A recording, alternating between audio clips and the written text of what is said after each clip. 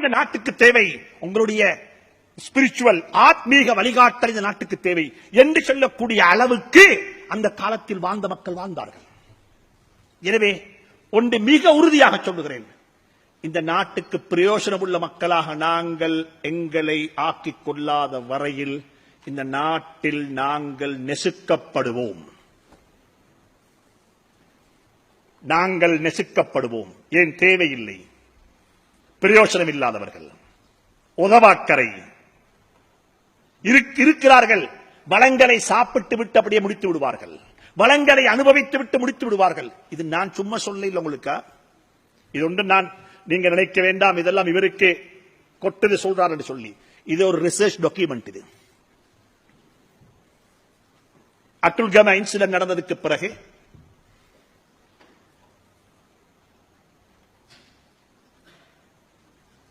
எங்களை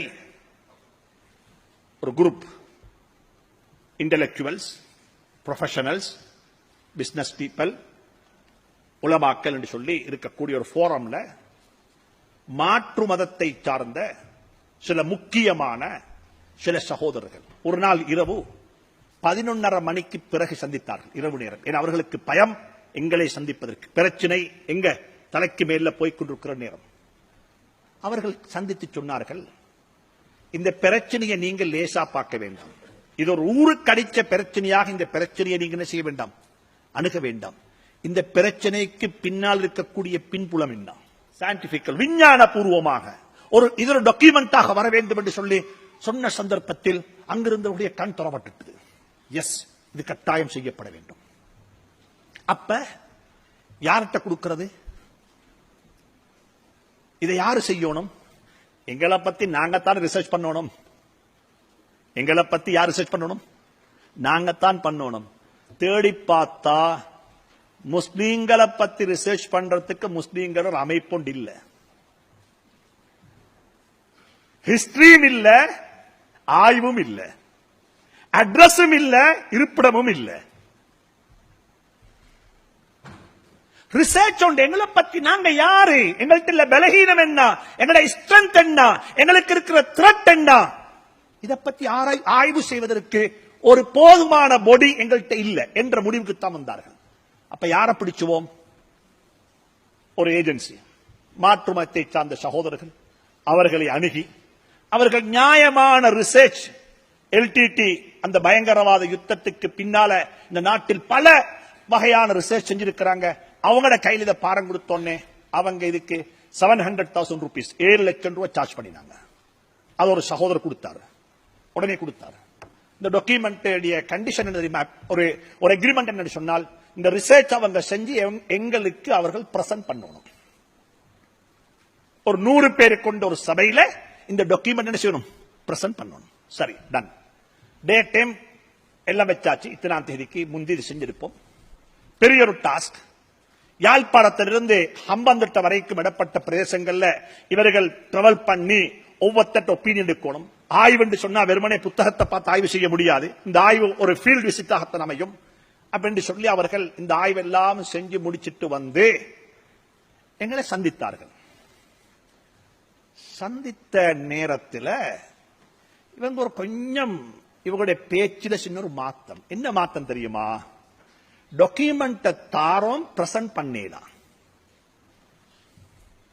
டாக்குமெண்ட் தாரோம் என்ன செய்ய முடியாது. அப்ப இல்ல நீங்க பிரசன்ட் பண்ணணும், இல்ல பிரசன்ட் பண்ணல எங்களுக்கு, நீங்க பாத்துக்கோங்க. நாங்க உங்களுக்கு இந்த டாக்குமெண்ட் ஆகத்தாரோம், பிரசன்டேஷன் ஆகத்தாரோம். எங்கள்கிட்ட மக்கள் தந்த 248 பேர் தந்த வாய்ஸ் கட் எங்கள்கிட்ட இருக்கு, அதைத்தாரோம். இதெல்லாம் போட்டு பாத்துக்கோங்க, இது எங்களுக்கு பிரசன்ட் பண்ணு. அப்ப நாங்க துருவி துருவி கேட்டு சொன்னோம், இல்ல பிரசன்ட் பண்ணலாம், இல்ல மக்கள் சொன்ன கருத்துக்களை எல்லாம் உங்களோட முகத்தை பார்த்து எங்களுக்கு சொல்லலாம். மக்கள் உங்களை பத்தி சொன்ன கருத்துக்களை எல்லாம் எங்களுக்கு என்ன செய்ய முடியாது, உங்கள்கிட்ட சொல்லலாது. எங்களுக்கு வெக்கம். எப்படி சொல்றது? நனவுகள் சொல்லி இருந்தா நாங்க பெருமையா சொல்லுவோம். ஆஹா. அப்ப அங்கிருந்த ஒருத்தர் சொன்னார், இல்ல நாங்க ஒரு கேன்சர் நோயாளி. டாக்டர் வந்து நோயாளியை பார்த்து, என்ன உனக்கு கேன்சர் அழுக வரத்தான் செய்யும், அதுக்காக வேண்டி உனக்கு தலைவலி என்று வைத்தியம் செய்ய இயலாது. என்ன சொல்லணும்? கேன்சர் என்று சொல்லித்தான் நீ சொல்லுவாப்பான்னு சொல்லி அவரை நிர்பந்தித்துக்கு பிறகு கதிர்காமர் இன்ஸ்டிடியூஷன்ல அந்த இன்ஸ்டிடியூட்ல ஒரு 100 பேர் கொண்ட ஒரு சபையில பிரசன்டேஷன் ஆரம்பிச்சாங்க. பிரசன்டேஷன்ல அவங்க சொல்லக்கூடிய கருத்துக்கள், மாற்று மதத்தை சார்ந்த சகோதரர்கள் சொல்லக்கூடிய கருத்துக்கள், பல்கலைக்கழகம் தொட்டு பள்ளிக்கூடம் வரைக்கும் முஸ்லீம்கள் யார், முஸ்லீம்களுடைய மனோநிலை என்ன, அதுல முதலாவது பாயிண்ட் என்ன தெரியுமா? அவர்கள் சொன்ன கருத்துல முதலாவது பாயிண்ட், முஸ்லீம்கள் இன்னும் நினைச்சு கொண்டிருக்கிறாங்க இந்த நாட்டுக்கு நாங்க விருந்தாளிகள். இந்த நாட்டில் நாங்க யாரு? நாங்க யாரு? விருந்தாளிகள். என்ன அர்த்தம் அப்படின்னா, நீங்க எல்லாம் எங்களுக்கு செலவழிச்சோட நாங்க ஒண்ணு செலவழிக்க மாட்டோம். எங்களுக்கு எல்லா ரைட்ஸும் இருக்குது, எங்களுக்கு எல்லாம் நீங்க தரோம், நாங்க பில் கட்ட மாட்டோம். விருந்தாளிகளாக வாங்கிட்டு போறோம். எங்களுக்கு இந்த தேசிய கீதம், இந்த நாட்டுக்கொடி, இந்த நாட்டுப்பற்று, இந்த நேஷனல் டே, வேற என்ன இருக்குது, இந்த டெங்கு ஒழிப்பு என்ன வந்தாலும் அது எங்களுக்கு பிரச்சனை இல்லாத நீங்க செய்யுங்க, நாங்க விருந்தாளிகள். இது ஒரு கண்ணோட்டம். இதுக்கு போட்டு காட்டினாங்க வாய்ஸ் எல்லாம். நேஷனல் எந்த ஒரு இஷ்யூலையும் முஸ்லிம்கள் பங்கெடுக்கிறல. முஸ்லிம்களுடைய பங்களிப்பு ரொம்ப குறைவாக இருக்கும். உண்டு. இரண்டாவது சொல்றாங்க, சுப்ஹானல்லாஹ், மக்களுடைய அப்சர்வேஷன், மக்களுடைய பார்வை. இரண்டாவது சொல்றாங்க, சுயநலவாதிகள். தண்ட வேலையை எப்படி சாதிச்சுக் கொள்ளணும் என்றது நல்லாக தெரியும். கியூல நிக்க மாட்டாங்க. எங்க நிக்க மாட்டாங்க? கியூல நிக்க மாட்டாங்க. தண்ட சமூகம் என்று வந்தா அரவணைத்துக் கொள்வார்கள். அப்படி சொல்லி போட்டு ஒரு டாக்டர் ஒருத்தர் கொடுத்த ஒரு சிசிடி கேமரால கொடுத்த ஒரு பிலிமை போட்டு காட்டினாங்க. என்ன மன்னிச்சு சொல்றதுக்கு, ஒரு சகோதரி உட்கார்ந்து இருக்கிறா ஒரு ஹாஸ்பிட்டல் ஓபிடியில ஒரு டெஸ்க்ல. அவ கொஞ்சம் காலை விரிச்சு போட்டு உட்கார்ந்து இருக்கிற. இங்களையும் 2 இன்ச்சு இருக்குது, இங்களே 2 இன்ச்சு இருக்குது. அவ உட்கார்ந்து இருக்கிற 8 இன்ச்சில. அப்ப கொஞ்சம் இங்குத்தானே இந்த வாழ்க்கை சரி. அவ உட்கார்ந்து கொண்டு முன்னுக்கு மக்கள் நிக்கிறாங்க. இவ பாக்குறா இல்ல, இவ கீழே தான் பார்த்து கொண்டிருக்கா. இப்படி கீழுக்கு பார்த்து கொண்டு இருக்கிறா. அப்ப எத்தனையோ பேர் கையில புள்ளைய வச்சுக்கொண்டு கையில சுமந்து கொண்டு அப்படி சும்மா நிக்கிறாங்க. எல்லாரும் இங்க பாக்குறாங்க, யாரும் கேட்கறாங்க. இவன் நல்லா விரிச்சு உட்கார்ந்து இருக்கிற. இங்களை கொஞ்சம் இங்க கொஞ்சம் இடம் இருக்குது. அப்படி இருக்கக்குள்ள இன்னும் ஒரு அபாயா போட்ட பொம்புல வந்தா. அவ கூப்பிட்டு இங்கிட்டாவி யாரு கடத்த கொடுத்தா? இந்த டாக்டர் இதை துண்டெடுத்து யாரை கொடுத்தீங்க? இதுதான் இந்த சமூகம். இதுதான் இந்த சமூகம். எங்களை இப்படி எல்லாம் அப்சர்வ் பண்றாங்க. அவங்க பார்க்கிறது சரி, பிழை அல்ல, பார்க்கத்தான் வேணும்.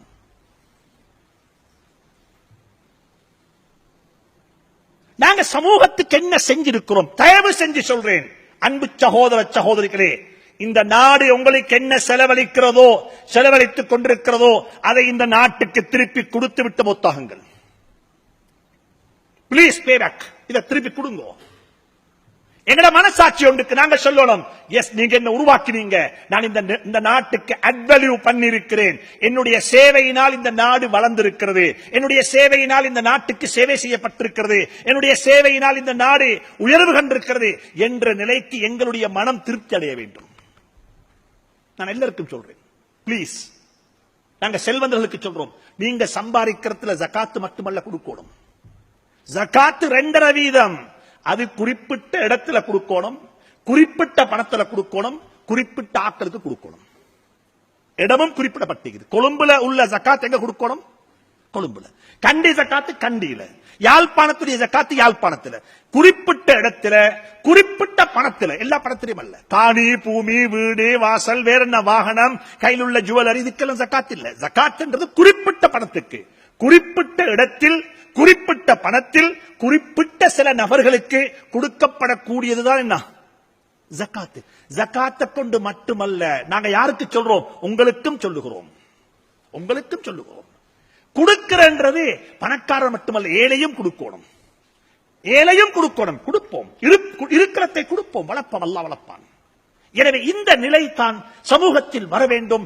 இந்த மாற்றம் சமூகத்தில் வரும் என்றிருந்தால் சமூகம் இன்ஷா அல்லாஹ் வளர்ந்து மேல வந்துடும். நான் அசருக்கு மகரிபுக்கு முன்னால் நடந்த ஒரு கூட்டத்தில் சொன்னேன், ஒரு சமூகத்துடைய மேம்பாட்டுக்கு மூணு பேருடைய பங்களிப்பு இருக்குது, 3 வகுப்பாருடைய பங்களிப்பு இருக்குது.